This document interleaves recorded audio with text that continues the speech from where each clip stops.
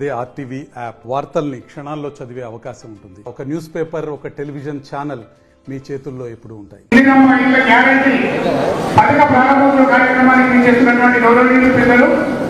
తెలంగాణ రాష్ట్ర ఆర్థిక ఉపాధి కల్పన మైనింగ్ కర్మాగార శాఖ మంత్రివర్యులు గౌరవనీయులు పెద్దలు శ్రీ గడ్డం వివేక్ స్వాగతం, శుభస్వాగతం.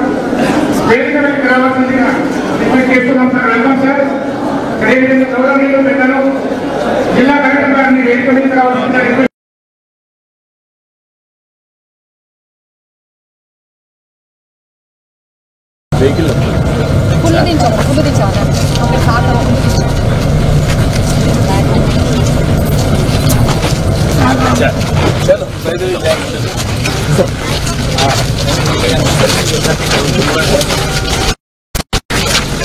అందరికీ కూర్చోండి.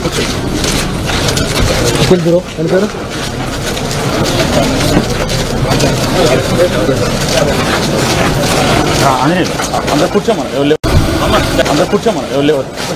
కూర్చోమని చెప్పి ఎవరు లేవు.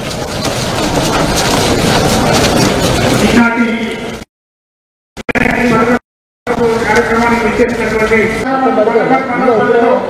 దాదాపు 400 మంది ఈ కార్యక్రమాన్ని ఉద్దేశించినటువంటి గౌరవనీయులు పెద్దలు తెలంగాణ రాష్ట్ర కార్మిక ఉపాధి కల్పన మరియు మైనింగ్ శాఖ మంత్రివర్యులు శ్రీ గడ్డం వివేక్ వెంకటస్వామి గారికి మన మండల ప్రజానికి తరఫున స్వాగతం, శుభస్వాగతం సార్. Welcome sir. అదేవిధంగా ఈ కార్యక్రమాన్ని ఉద్దేశించి గౌరవనీయులు పెద్దలు జిల్లా కలెక్టర్ గారు మనం ఉద్దేశించి మాట్లాడతారు సార్. Welcome sir.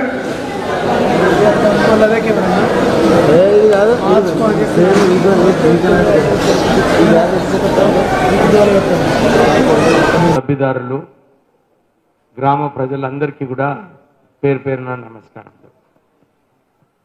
మీరందరూ కూడా పోయిన ఎలక్షన్లలో కాంగ్రెస్ పార్టీని గెలిపించాలి.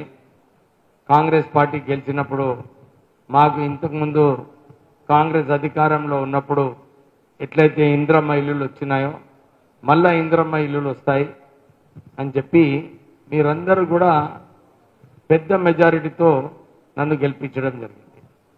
మీరందరూ తెలంగాణ వచ్చిన తర్వాత అరే మన భవిష్యత్తు బాగుంటుంది, మనందరికీ డబుల్ బెడ్రూమ్ ఇల్లు వస్తుంది, కేసీఆర్ గారు చెప్పిండ్రు అల్లునికి ఒక రూము, కూరగాయలు చేసుకోనికే కొంచెం జాగా, ఇవన్నీ కూడా ఆయన మనకు కళ్ళలో చూపించండు.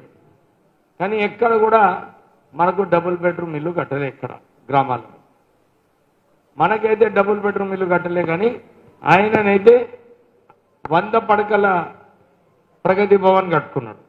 అంతేగాక మన గౌరవంలో 100 ఎకరాలలో ఫామ్ హౌస్ కట్టుకున్నాడు. ఆయనకొకటి, ఆయన కొడుకుకొకటి, ఒక అల్లునికి ఒకటి, బిడ్డకొకటి. కానీ ప్రజల గురించి ఆలోచించారు.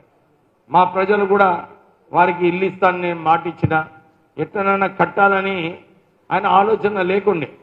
ఎందుకంటే ఆయన ఆలోచన ఏముండే, ఎక్కడైతే కమిషన్లు వస్తాయో, ఎక్కడైతే పైసలు ప్రాజెక్టులో ఆయనకు పైసలు వస్తాయో ఆ ప్రాజెక్టులే ఆయన దృష్టి పెట్టాడు.